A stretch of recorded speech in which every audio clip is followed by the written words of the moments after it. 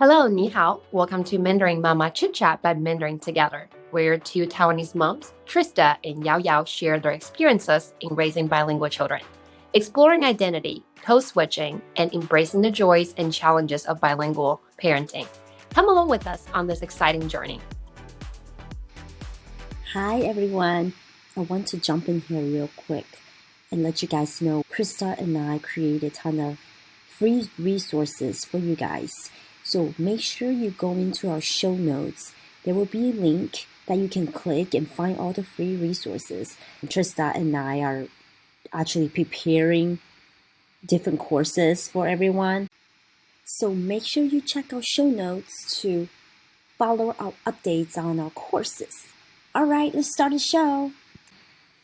Hi, welcome back. Today we have Jennifer Lai to our episode.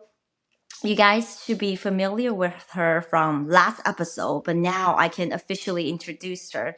So Jennifer is a dear friend of mine, and Trista and I always talk about togetherness, community, and find your own tribe. So she's definitely part of my tribe. We actually have this Taiwanese mommy group here where we live in Houston, and we get together often. We actually known each other since our kids are itty bitty. Now they're older, they're in elementary school, but we still try to get together as much as possible to talk about motherhood, everything in life, our kids.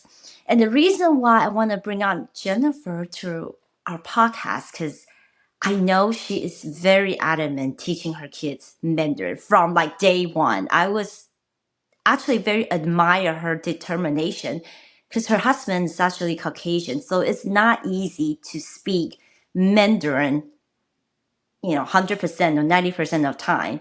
But I think her doing she doesn't care. Her husband won't understand. Her kids might be confused, but she'll speak Mandarin no matter what. So I want her to come on and share the journey with us. And I remember Jennifer told me about she traveled, I think 30, 40 minutes to a Chinese church. Part of the reason why is she wants her two kids to see more Asian faces. So I know she's really big on building that for her kids to know the culture and the language. So welcome. Thank you. Thank you, Yao. And thank you, Trista, for having me being on you guys' show. It's a pleasure. It's always nice to talk to you guys. And hi, everyone, is what Yao Yao had introduced. Thank you for that wonderful introduction. I have the pleasure of knowing Yao Yao for many years now. And as what she talked about, we knew each other way back when kids are 2, 3 years old and barely speaking, not quite understanding human language, let alone the difference between English versus Mandarin. But yes, but as you know, as what y'all mentioned, it's for me, it's a choice, it's a decision in my life. So I wanted to really have my kids embrace that culture, and to go off from that. Originally, I'm from Taiwan. I came to U.S. For school, so I was essentially I came to school at age of 14 to U.S. And for me, immediately went to an all Dutch school, all Dutch. So the descendants, but majority of the folks in that school, they were all, they're Caucasian, they're Dutch, and so there were no Mandarin speaking. And I realized how quickly I was able to pick up English because of that. And from that on, I was very comfortable with, obviously, with Caucasian, with Americans. I immersed into the culture right away. And so that became when I went to college, I met my husband who's Caucasian. Um, just it's just very natural for me to become, embrace that part of culture as well, right? So I had that bilingual, I had that dual cultural experience, if you will, growing up, right? So moving after graduating, I then started working, and I'm in finance accounting, and in my world, there is folks that's in my workspace. It's obviously mostly English speaking, and I just kind of realized occasionally I come across with people that's American born, right? ABC that we call, but they didn't know anything about Mandarin. They didn't know anything about culture. And to be honest, when I came to the States at age of 14, my cousins, uh, who is also mixed, they they don't know anything about Asian culture. In fact, they actually despise Asian culture.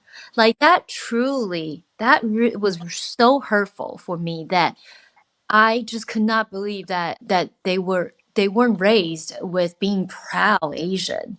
I think there's so many attributes, in Asian culture that's good and that's very admirable. But when they think of Asian culture, and when they think of how they think of the country itself, they think Asia is so far back removed from civilization, if you will. They think the knowledge, the concept, the culture itself is very backwards. And I actually grew growing up probably fighting with my cousins a lot because of this. I first learned how to cuss words, right? So that was from them. It was us fighting about argument between how great I think Asia is and how great I think my country, my culture is, and they're essentially debating, arguing, saying, no, I don't think so. It's backward country, it's backward environment, all that. So that really, in my opinion, shaped um, where I am and how I want to make a very, I guess, very intentional effort to raise my kids. So yeah, like what Yaya said, I actually went out of my way. I hired a Chinese nanny because I was working at the time. So when I was working part time, because after the kids was born, I didn't want to send my kids to daycare. I want them to be at home, either taken care by me or by the nanny. So the nanny, I look for someone who can speak Mandarin, someone who can essentially make Mandarin style food, baby food for them. And so all that was incorporated in my life, right? So my kids growing up know their first language was actually Mandarin. So that was number one step. And then everything that they watch, like their TV shows, anything I can find, like, Paw Patrol, I found in Chinese version. I find Peppa Pig in Chinese version, like anything you can find, all in Chinese. And so that was, I would say, the biggest intentional move in my life is starting out for my kids that first language for them was Mandarin, and that they know always who they are. They're half Asian, they're half Caucasian. And even though they're American citizen, I I think it's very important for them to know, in my opinion, that they should be, they should consider them as growing up in a bilingual household in this environment. So I know that's a long story from where I was coming from to why I'm like forcing my kids and making them speak Mandarin. But that was really the background story. Yeah, thank you for sharing, Jennifer. It's really impressive. Like you're being so intentional. For me, I'm like kind of working backwards. I was not so intentional. My kids are 4 and almost 2, so they're still little. And when the kids were first born, I didn't even think about how to foster a Mandarin environment per se, or with all the cultural self-identity and things like that, how to navigate between. So my husband is also Caucasian as well. He does not speak Mandarin. So I can definitely resonate with you. And I'm just like so impressed at how intentional you have been. For me, it's more like I was speaking half English, half Mandarin to them, just here and there. Just kind of depends on what I feel like, or maybe a mix of code switching. But then as my son grows older, and I don't have family nearby, and I am the only person who could speak Mandarin to him. And I'm like, oh, okay. Like if I don't start now, it will get harder down the road, or he would just never be able to speak Mandarin. And that's when I met Yao Yao. And I'm like, wow, like there's so many amazing caregivers out there and really trying to not fight, but like really wanting to raise their kids bilingual and then be confident of who they are, regardless of ethnic backgrounds. But so I guess my question would be if, I mean, it's, I guess, easier. I don't want to say easier, but like, when they're little, you can control the input, right? You could have a nanny that speak Mandarin to them. And then with all the TV shows and things like that, you can speak Mandarin to them as well. But as they enter school age, right? Like, how do you continue? Like, what are the challenges you've encountered? And how do you continuing, I guess, creating that environment for them? If I'm majority Mandarin, if not 100%, right? Yeah, I honestly, that is also the struggle, and to me, it's the biggest struggle. As they go into elementary, for me, I would say the biggest turning point that for me was the hardest was COVID time, because during COVID time they were young, like they were kindergarten, they were first grade, second grade, so they're still very young. And during the COVID time, like that's when they realized that, hey, mommy works from home and she speaks really good English when she is in the conference call with her coworker. What is going on? Like then they kind of realize that, hey, I can speak just fine English. Why am I speaking Chinese to them? And so honestly, before COVID, like when I talked to Brian, literally it was just me and him conversation. And then I would just talk to him and I reiterate back in Chinese, regardless of their listening or not, because I think they are listening. So I kind of talk English, but then I kind of reiterate really quickly on the main point on what I just talked about in Chinese. So then they're like, "Oh, it's fine, it's in Chinese," because they're really not paying attention. But like I said, COVID was one thing that they picked up that, hey, mommy can speak just fine English. Second thing was, as they going into elementary age, obviously they're in school, they're not wanting to speak. Well, they're speaking English 8 hours a day, and so when they come home, naturally the English with me, and I still struggle till today. But what I at least have been doing is that I am not as responsive when they talk to me in English. When they say, "Mommy, can you give me this?" or "Mommy, can I have that?" I like just pretend I don't hear them, and I'm just like keep doing like, "Mommy." I was like, then I said, "中文怎么说？跟我说中文." Right? So then I throw that in, and then like, "Oh, 你可以给我这个吗？"这样子. Like it's just I feel like very pesty, like I'm just keep pestering them. But then at the same time, like it's just reinforcing it. But what I find hard is that their vocabulary is still actually quite limited, right? When you think about it, when I really need to talk about when school interaction with the teacher or the students, like they would be describing things that's a much more technical term, right? And so they struggle. So when that happened, I let them use English because I feel like the conversation, when it's a conversation that is a sort of it's not a conversation. No, it's a heart to heart seeking advice kind of conversation that require a smooth, no distraction, no breakage point of that kind of conversation. Then I kind of let them flow. But then I will then try to tell them what this term would be in Chinese. And honestly, being honest, some of them I can't even think off top of my head. But I try. Like if it's just every day here and there, and I say, okay, let's use Chinese. But if it's a very serious conversation, then I would let it go, let things flow. Because I realize that if I try too hard to really foster, and not just foster, but really almost enforcing that upon them, I then afraid that I may not get that full story, that full picture, that what they're trying to convey to me, right? So I don't want to force too much on that. Yeah. Yeah, so my daughter Millie, she's in fifth grade now, and she does that. And she's very strong-willed, And she'll tell me, like, she'll come home and be like, oh, this happened with this girl, this happened in school. And I'll be like, can you just 讲中文? And she said, okay, never mind. And she walked away. I'm like, okay, come back. I want to know what happened. So she's like, cause mommy, like some of the word I can't say it like so fluently. Can I just say it in English? This part I'll just say it in English. Okay, you can do that. But because it's just easier flow when she's trying to tell me like a story.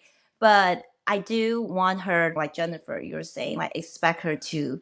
It's something simple like, "Mama, 我可以看电视吗? Can I watch TV?" Like something easy. I want her to be able to speak Mandarin that way. How's their proficiency, the boys? I would say easy conversation. They could do it. Like they could probably say, "Oh, I things just very general things what I did. Like, oh, I went for piano practice. 我今天去练钢琴。哦，我今天跟朋友去领票，然后我今天去打球，然后我打得很好，就是 very basic. But if I nothing too elaborate where he can kind of nothing too elaborate where he could read and tell you the whole story from sort of from a very I guess very detailed perspective. I think part of that is when we're talking much more, I guess, more specific technical term. Like I just kind of been a little bit more lenient on using kind of substituting some of the words in English if they weren't able to think of it themselves, or if I can even think of immediately what it would be. Because honestly, like I feel like it's some of my own Mandarin. I'm like, okay, exactly. You kind of forget a little bit here, Yeah. like when you hear it, you understand it, but then when you need to correct somebody or when someone asks you a question right off the top of my head, like your head, I don't know about you guys, but I do from time to time kind of step back. I'm like, what was that? Like, which one? What would that be? Yeah. They go to Chinese school, right? Once a So, week? well, so they did up until last year. I would say last fall. I kind of stopped that for a little bit, only because the so the one I let him go to is in here in Sugarland, and the school is actually it's really good. It's a very good school. It's a Chinese school, but they give a lot of homework, right? So they give a lot of, and even though I did have that talk one on one with actually the principal, 校长主任, right? I say, hey, I'm just being real with you. I'm not looking for my kids to be an expert and super proficient in writing and reading. I just want them to be conversational. 就是讲话聊天 is okay. But the homework, I'm not looking for them to do 12 pages each week. And I say, if you're okay with that, then that's okay. I'm not going to throw my kids. And I said, tell me your expectation for the student. And so that's when they say, oh, the expectation the that the teacher is really strictly coming from the parents. So then that's when I'm like, oh, that's easy. Guess what? I have very low expectations in terms of like have them being able to read, write. Like I just be conversational.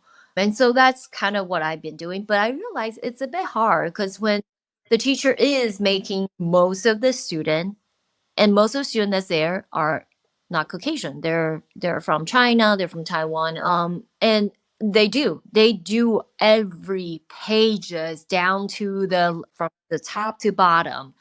And I was just like, oh wow. Like, and so my kids actually came home and tell me, go, oh mama, like 同学说为什么我不用做这个功课? Like why not? I don't need to finish all my homework. Why they would say, why did Logan even gets like special treatment? And it's because I talked to the teacher. I say, hey, my kids is honestly quite busy. They have a lot of things going on, and I'm actually not going to try to enforce on the reading and writing piece to them. We will do the homework.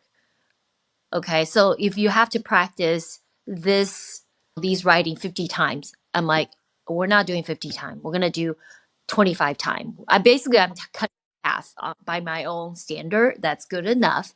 We'll do 6 pages essentially. Like we'll do each page half page. That's what I'm doing. Because to me, that's also a lot. That's like spending like 2 hours each week on the homeworks because they write so slow. 他们写的是一笔一画, right? And it Yeah. takes and I gotta teach them the right stroke, right?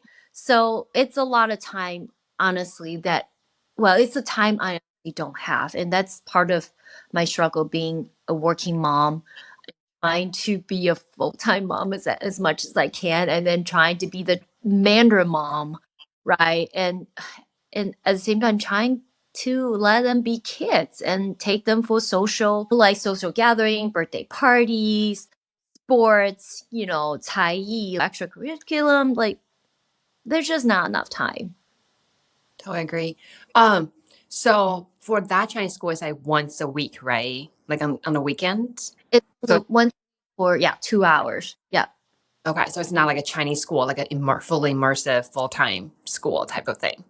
Not 8 hours. Yeah. Like if this was you're right. Like if this was a Chinese school where bilingual Chinese class is embedded once an hour or whatever each day or whatnot, then I think things would be much, natural progression. Yeah.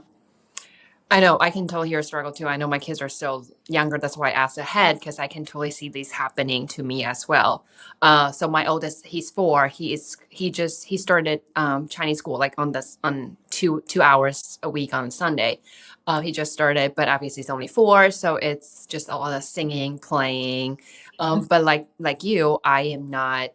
Like, I mean, it'd be great if my kids can be fluent, right? It could be native like, but if not, all I want to know is, I want them, my expectations for them are they could carry conversations, they could speak the language, writing and reading. We'll see when they grow up how they like it. But I think a big piece of me is the identity, the cultural appreciation. Because when you share your cousin's story, it it spoke to me because so embarrassingly to admit this, when I first came to the States, I was resistant to my background as well because I was so eager to fit in. And my English is not great. And I was the only non-American. I was the only Asian in the entire school. I was an exchange student, and I just nobody looked at me, right? And like not just the race, ethnicity is also like the language, the culture, because I just like completely I'm not American, Asian American. So I was really eager to fit in. So I have my own personal journey from trying to push away my own identity to now embracing it and now raising my own children. There's a lot of self-reflection, self-learning. So when you mentioned that, I'm like, yes, I really would now want my kids to go down the road that I was on, right? Like loving yourself for who you are. So that's what I would say that would be my biggest goal if they're confident Yeah. of who they are. Yeah. I think you're right on. I think a lot of that reflection comes right back to honestly the mom, or not just the mom, if the dad is the one to be essentially shaping the future of, and also the image, right, of the Asian culture, and how they carry themselves. Like I feel like you and we experience the same thing. So to us, when we show our kids, I think they see us to be a very proud Asian. Like I feel very proud of my country, my culture, my identity, and I think that it resonate with them in terms of what they see. So I think also finding that connection to keep them connected. I think that's a piece that I'm trying.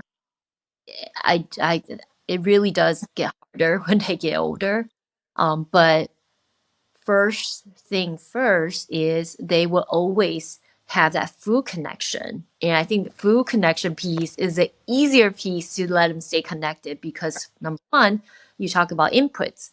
The inputs of the environment is I control, essentially what food we eat in our house. 99% of the time, we eat at home or we eat it's like mommy get to choose. And so my husband would be like, let me guess, we're gonna go for an Asian food. Let me guess, So like you got right. That's a very good guess. But And I love being so supportive as well, your husband, because like I feel like the parents, the husband and wife have to be on the same page, on the same team together. So my husband is the same way as well. I take the lead. I mean, he doesn't speak Mandarin. He tried to learn Mandarin for 2 years in college. It just didn't work out. But now he's like open-minded. He's learning Mandarin with the kids. And then the kids see him, the desire, the motivation of wanting to learn Mandarin. It's a positive experience for my kids as well. Or like my son go be like, hey daddy, do you know how to say monkey in Mandarin? And my husband doesn't. He was like, 猴子, my son would be teaching my husband. So like I think it's a really cute really fun watching them doing that as well. So just like all the small things, and actions definitely speak louder. Like you said, like sometimes like trying to teach or like telling our kids, hey, we are Asians, or like embracing the Asian part, the culture, the Asian part of us. But like, instead of trying to say that, I guess like when we act like proud, we act proud and we're confident, like you don't really need to say much. And that's like one thing like I'm very, like, I guess, conscious about or be aware of, just my behaviors and the things I say and how I act. So yeah. Yeah, I remember, Jennifer, you told me the story about your cousin. I was like, oh my gosh. And that's why I think Trista and I talked about too. And we all, I'm sure each of us all have different goals, but definitely that's part of my goals too. I don't want them to feel embarrassed where they came from.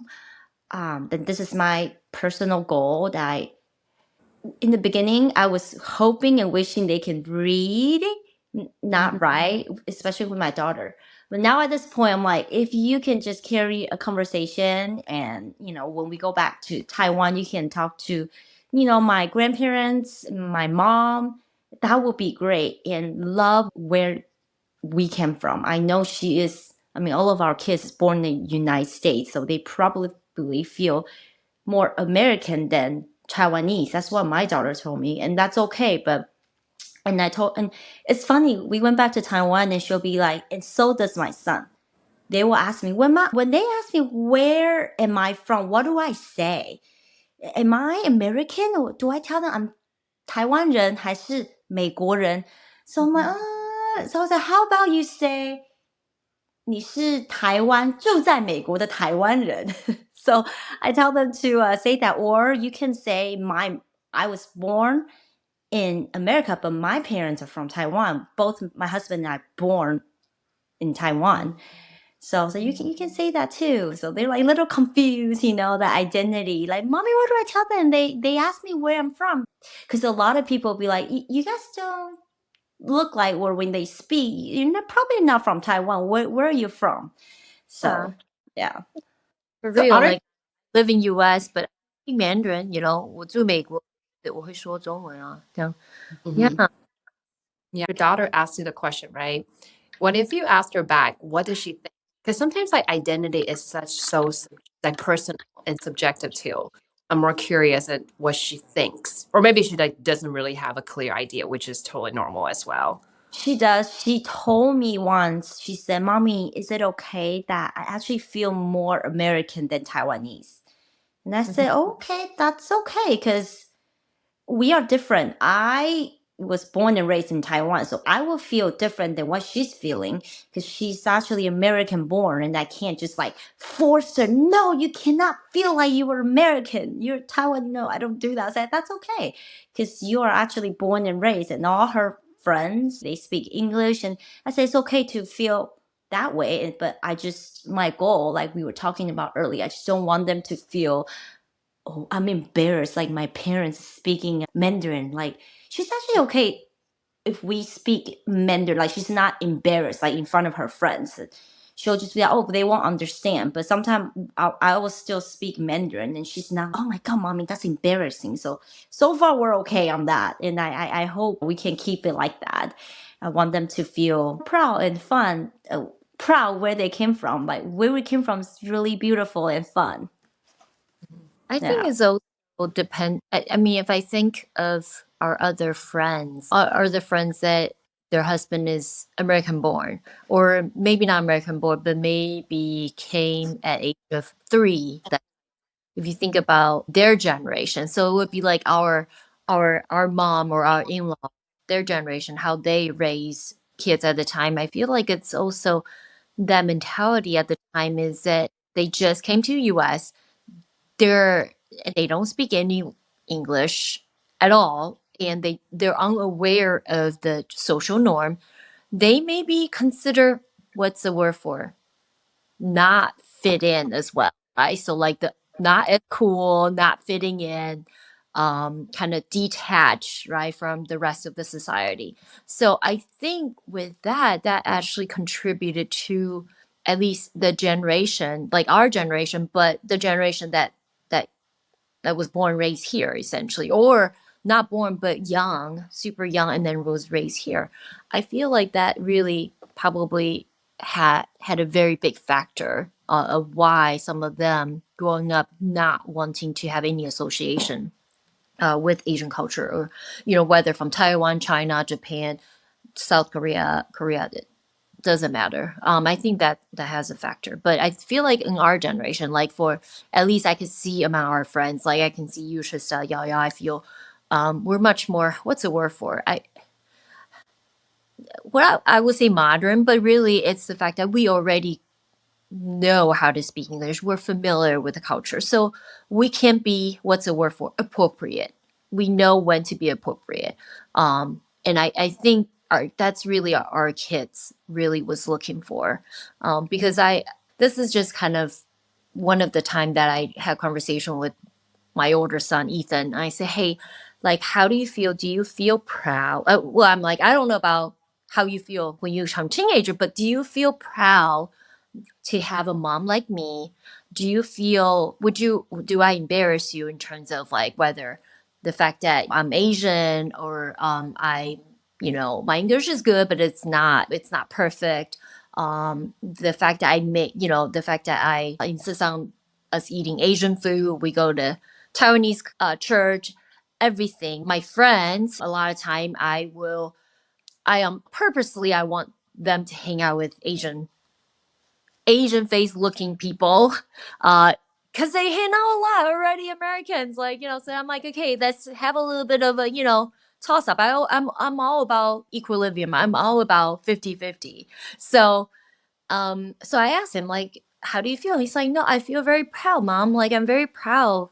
I feel very proud, of course, for you to be my mom. Why do you ask that? It was so with that, I was like, oh, that makes me feel good, and feel that I guess in the way that I feel the fact that he's embracing me as the mother and everything that comes with it, being his mom. And I think it goes back to what Trista was saying earlier, is our action. Because it's how we react and how we interact with them, or we interact with our friends and family. If we don't feel embarrassed, I don't think they will feel that. They won't be like, okay, why is it embarrassing? Right? Is that our action?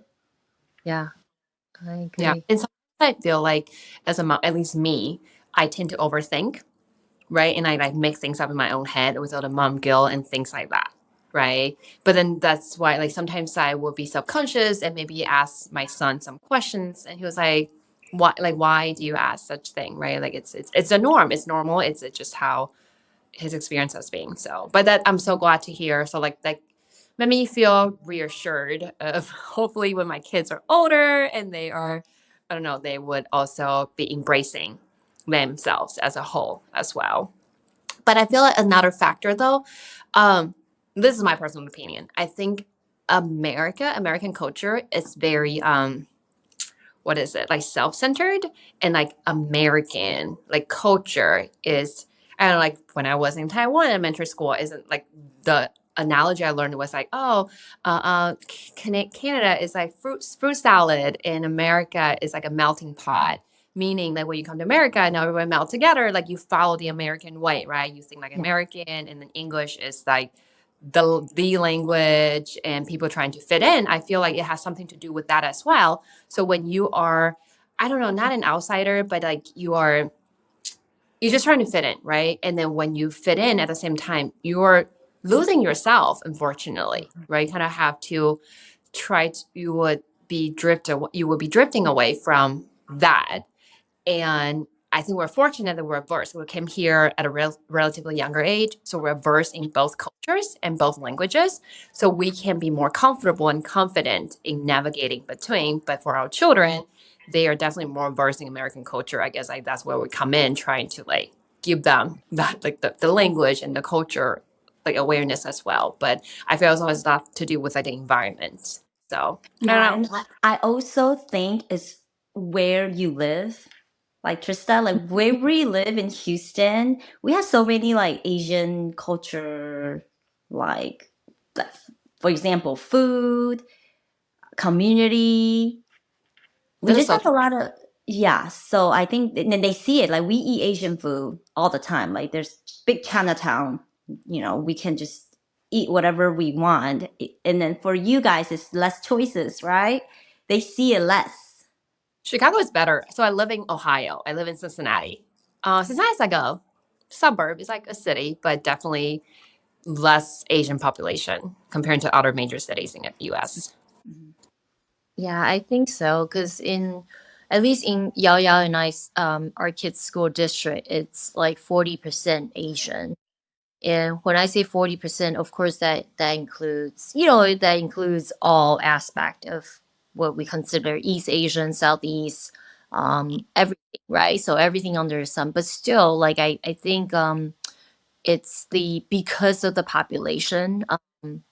It makes it easier to go to a venue that's an Asian culture, or go to a restaurant that's you have so many selections, and then the school itself also it's like I said, the one that's closest to us, it's less than 10 minutes drive, and so it's almost to me it's like I have no excuse for not trying to help my kids to foster that environment, right? And I think Trista, I think I gave you, I heads off to you that it's much harder for you with the environment and resource that's available to you to foster that for your kids. Because I mean, I guess you could do Zoom. I don't know how your boys or your kids take their Mandarin lessons. So Leo, so we do have a Chinese school near us. It's like around 10 minutes drive. It's my daughter, she's not two just yet, turning two next month, and yeah, so we do have Chinese school. It just I met some Taiwanese moms here as well, but their kids are older. And then, older, like we try to have play dates. We know each other kind of like a year-ish already. We still haven't had the time to meet up because people just have like all the basically crazy schedules, soccer game, basketball game, piano lessons, and then we all work as well. So it's not like we can meet up during weekday. And the weekends are just like people are pulled all different directions. So I guess I'm sure there are, like with the community building and the connections, I definitely can work harder on that, work more. I just haven't really had the energy. But like, I don't want to say I have no excuse, but there are definitely things I could do more. Um, yeah. So I think that talking to you guys is like inspiring and like give me ideas as well. That's why I always like to tell you, like regardless where we live, like I just think I can always learn from other moms and from your parenting advice and experiences. Speaking of where we live, like my daughter yesterday, Millie, she literally, and my son, Jace, both Millie and Jace, they literally bike with our neighbor because we have a really close by, it's a Korean corn dog that we have cheese inside. They're like, our neighbors like, let's go eat some Korean corn dog. And they just like walk and they can literally bike there. And they're not even Asian. Uh, And also like boba shop, it's like gazillion. Everywhere. and we have a little boba shop here too. So I guess so. Conclusion: I need to move. No, I'm just kidding. Yeah, come. I think that's harder. Yeah, and speaking of, I want to add something in because I just remembered. Speaking of embracing the culture, when we go back to Taiwan, I love to shop. I buy her clothes and little keychain and little things, pencil, erasers. paper and everything, right? And she'll bring it to school, or pencil boxes, and she'll bring it to school, and she'll be like, her friend will be like, "Oh, I bet this is from Taiwan again." You know, like, because they know, because all the cute little stuff is from Taiwan. They're like, "Amelia, where's this from? Oh, I like your outfit. Is this from Taiwan?" So it's actually teaching them, like, okay, because a lot of kids, they don't know where is Taiwan. But because of her, she's like sharing her stuff, her stories, her outfit, and her story. And people are, okay, that she's from Taiwan, and Taiwan has all the fun stuff and cute stuff. Yeah, that's good. She's doing positive publicity for us. Yeah. Very Okay, good. so I just want to ask a few more last questions. Can you share like your goal for your kids, for the boys?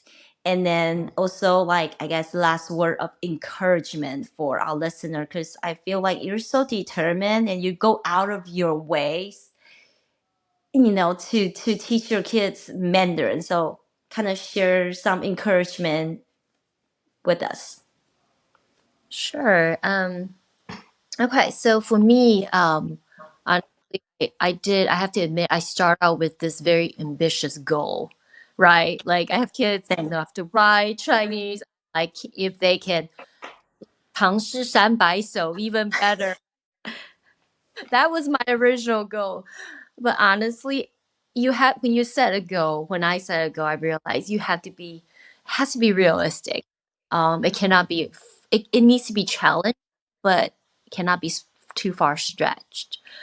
Because if it's not achievable, it just become meaningless.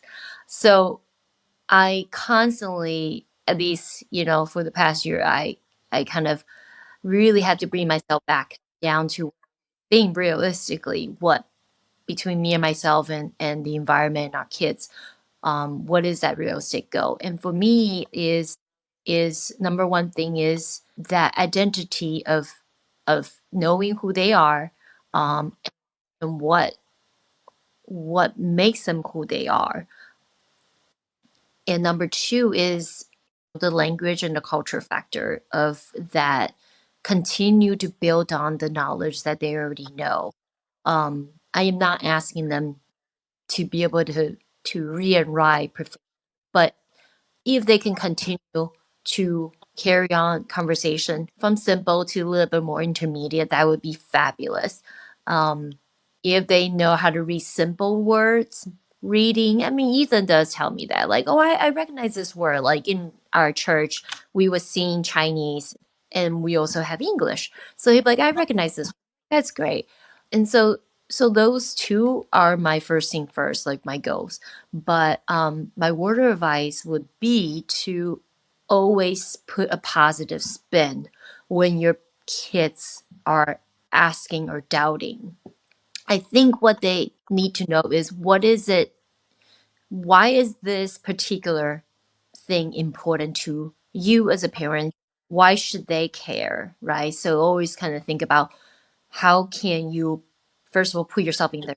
Like, why do I need to know that? And why do I need to speak it? Well, you know, your grandparents doesn't speak English.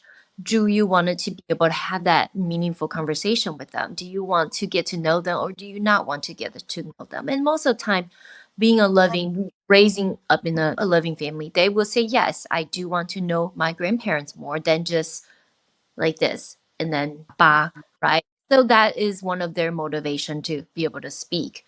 Number two is they know I care a lot about, and they love me as their mom, and they have been taught to love who they are, where they come from, and love essentially, I would you, right? They love me, so I respect the things they respect. They reciprocate the same. And so that's essentially how our continuation of learning and fostering this environment happen for our family. And so I would not suggest um, sort of the traditional 就是妈妈说的就是 whatever I say, that's it. Mm-hmm. I don't find that that's not going to be resemble. That's not going to resemble and resonate well for them. I would stay away from that. But that's really, really my word of advice and my goals. We can change our goals, right? Because oh my gosh, I can resonate. When Millie was little, I'm like, okay, we need to read and write, and I start teaching her 注音符法 since she was, I think, 3 or 4, and she did really good. I'm like, oh, she has potential, she can do it. And I think it was, I believe when COVID hit, I'm like, oh gosh, I can't do this anymore. Like, because every day when she come home from school, okay, we need to remember 5 words, 5 words, flashcards, one flashcard after another. And Yeah. then I just can't manage it anymore. So I guess just like you, like I set a huge goal, and then I think afterwards I feel a little guilty because I feel like I did not achieve.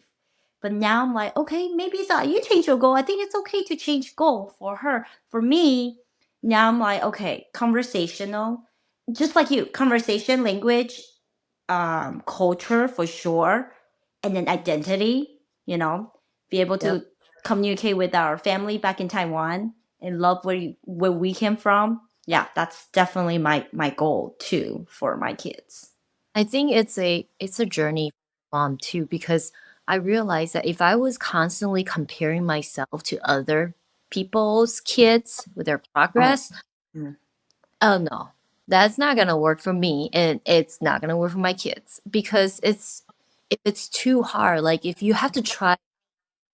I'm a principle of I want things to be easy. Um, anything doesn't matter what, like work, like kids, friends, like if you have to try too hard on doing something, it's not going to last. And most definitely, it's not going to be enjoyable. So I think things need to be natural, need to be easy, needs to fit your lifestyle and your kids. Don't worry about what other people. Don't worry about how they progress, what they think. It's about you and your kids and your family, because that is the most important thing. And obviously, I'm being a Christian. It's about God. Because I'm a firm believer that God has a plan for me and my family. And if things are making way too hard, way too difficult, become so stressful, I'm certain that is not within God's plan for me, because he's generous, he is faithful, he is the most forgiving God. And I know, to me, that is not the route that I should go down to essentially make my family life difficult. And that's not what I want to do. So I would say keep things simple, find a routine that works for you and your kids. That's the only way to be sustainable. I think sustainability, right? I think that is the key word. Find that sustainability. Yeah. So we all just need to relax, not to put so much pressure on ourselves, and not to like judge anyone or like even judge ourselves or compare, and just enjoy the journey. Yes, for sure. Yes. Thank Oh, you for coming on. Can you hear sorry, the dog is barking. oh, Thank you. We need to have you back on and chat thank more. you. It's a pleasure. Thank you. Bye. Thank you everyone for listening. I hope you guys enjoyed this episode. If you love our podcast, we would love for you to leave a review. It will mean so much for us. Any word of encouragement and support, it will keep us going. If you have any questions, email us at hello@mandarintogethernow.com. We will try to answer anything. If you have any topic you want to talk about, please let us know. You can also find us on social media, Instagram, Facebook. It is Mandarin Together Now. I will link everything in the show notes, so you can just click, follow us, DM us. We also made these cute dim sum flashcards, and grab it from our show notes. All right, bye.